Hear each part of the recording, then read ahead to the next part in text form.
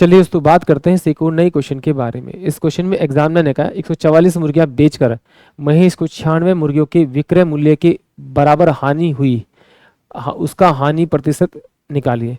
अगर आपने मेरे साथ लगभग इस टाइप के 300 से 400 क्वेश्चन किए होंगे प्रैक्टिस, या फिर मेरी प्लेलिस्ट से आपने किए होंगे, तो इस क्वेश्चन को आप सोल्व नहीं करेंगे, आप हल्का सा स्टेप यूज करेंगे और इस क्वेश्चन को डायरेक्टली सोल्व करेंगे। इसने कहा 144 मुर्गियां बेचकर महेश को 96 मुर्गियों के विक्रय मूल्य के बराबर हानि हुई। इसका मतलब क्या करेंगे, हानि जो हुई है वो तो मुझे पता टोटल 96 हुई है। अब ये हानि थी और ये एसपी था, इन दोनों को जोड़ देंगे तो कितना आएगा आपका 240, इनटू में 100 से करेंगे तो जो आएगा वैल्यू वो आएगी आपकी लॉस परसेंटेज। तो 24 चौके 96 और ये जाएगा 40%, यानी इसका जो आंसर आएगा वो 40% आएगा, यानी कि ऑप्शन ए। इस तरह तो आपको एग्जाम में ही करना है, और अगर थोड़ी सी और अच्छी आपकी कैलकुलेशन है तो आप इसे ओरली ही करेंगे, फिर सॉल्व भी नहीं करेंगे। तो चलिए आइए अब इसका डिटेल समझते हैं। एक्चुअली क्या मुझे मालूम है कि सीपी में से अगर लॉस घटाऊंगा तो ये मेरे पास में एसपी आएगा।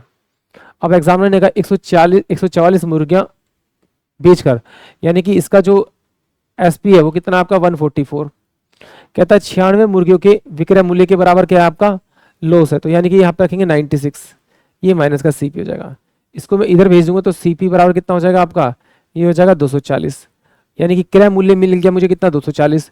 तो क्रय मूल्य नीचे होता है और लॉस मेरा ऊपर होगा, लॉस कितना 96, और इंटू में 100 करूंगा तो मेरे पास में लॉस परसेंटेज आएगा जो अभी निकाला हमने 40%। यानी कि ऑप्शन जो मेरे पास में ए होगा वो इस क्वेश्चन के लिए करेक्ट होगा। आई होप आप सभी क्वेश्चन समझ में आया होगा।